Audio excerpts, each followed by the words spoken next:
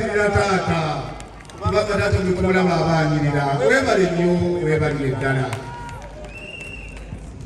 Yoweri Kaguta Museveni pulezidenti wa Uganda nze mbulako emyaka mitono okupeza 6 naye njagala okubategeeza abantu abali wano pulezidenti Yoweri Kaguta Museveni baalituvaako tuliyejjusa bannayuganda naye tetwagagala kwejjusa nga tukyalina obuvunaanyizibwa obulaba nti pulezidenti Kaguta Museveni yanganyini mirembe sebo tukyaliwo era tukyakuwagira zayogera naawe neraze gy'oli ebbanga ddene nali nakubabuzibwa neŋŋenda ewa Besigye naye Besigye tewali mirembe giri mu Yoweri Kaguta Museveni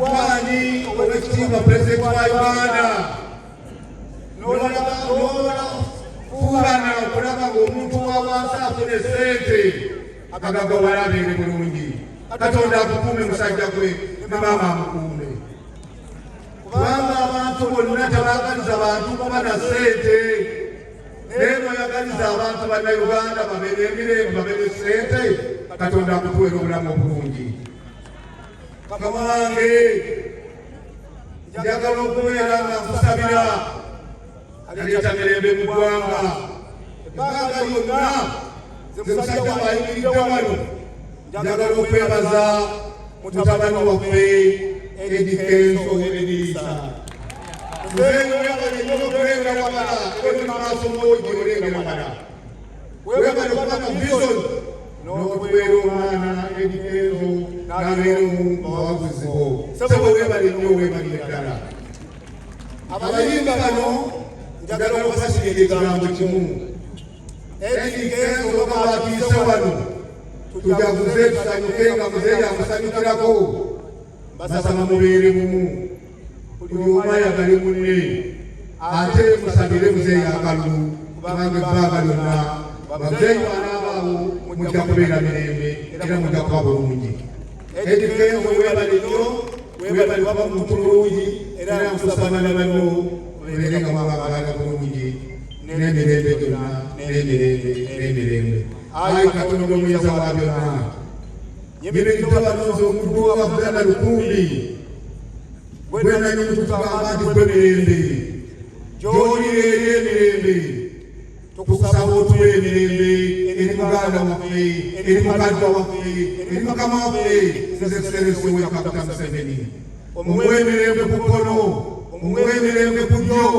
omuwe emirembe waggulu omumwabaatire omwongera amagezi kubanga tumanyi amagezi agalina naye omwongera amagezi agatwala eggwanga lyaffe maaso gwanga ng'alikoledde ebintu bingi tusaba ebyo byakoze bireme kwonoonebwa wabula bigende mu maaso Katonda omuyinza wa byonna tusaba Katonda okuume muzeeyi waffe oyo ne maama omuwe emirembe mu famire n'ejjolero muhoozeremu muwe emirembe muwe emirembe mu famire saba Katonda omuyinza wa byonna ababalabirira ng'aba SFC abantu bonna baminisita n'abakubiriza nabo nsaba Katonda mubabawa amaanyi abawe emirembe babeere nga baagala taata ne taata nga abaagala saba Katonda omuyinza wonna assa emirembe mu ggwanga lino ebbanga lino tubeere ba mirembe tugende mu kano timirembe ate tukaveemu nga tumirembe era Uganda esigale ng'eri mirembe ربنا آتنا في الدنيا حسنة وفي الآخرة حسنة وقنا عذاب النار وصل اللهم على سيدنا محمد وعلى آله وصحبه وسلم والحمد لله رب العالمين آمين آمين مباركون بما نتاج Your Excellency and Mama, you are welcome. You work tirelessly to have the peace that you have in Uganda. I'm going to request that you remain seated, but the rest of us kindly stand up for the word of prayer.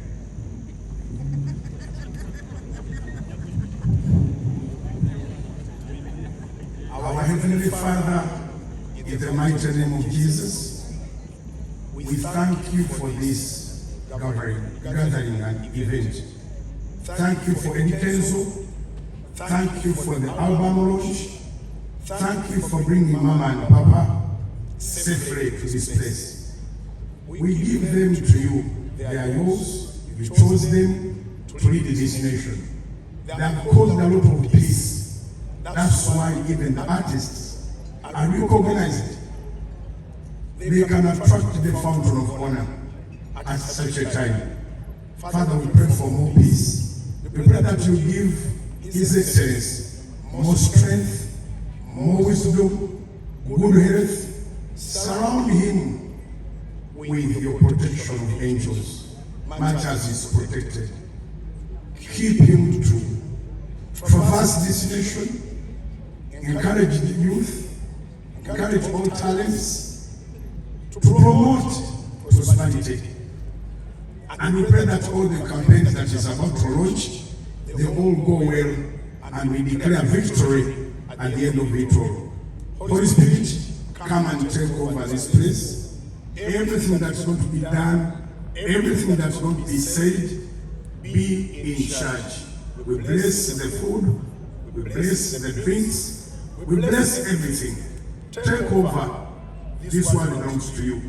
Mostly this nation, as your word says in Psalms 33:12, that blessed is the nation whose God is the Lord. Father, we thank you for Mama. She's a prayerful mother. We thank you for Papa, for giving us the peace of worship, for giving us the freedoms that we deserve in our nation. Father, today is an album launch.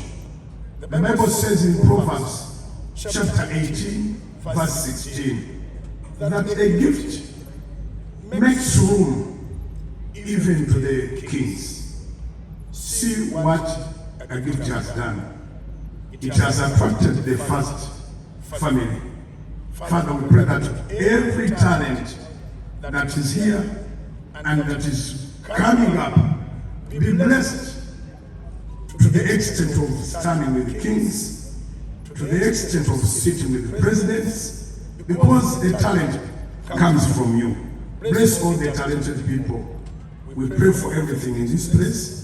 We came in peace. Take charge, and we shall live in peace. In Jesus' name we pray. Amen.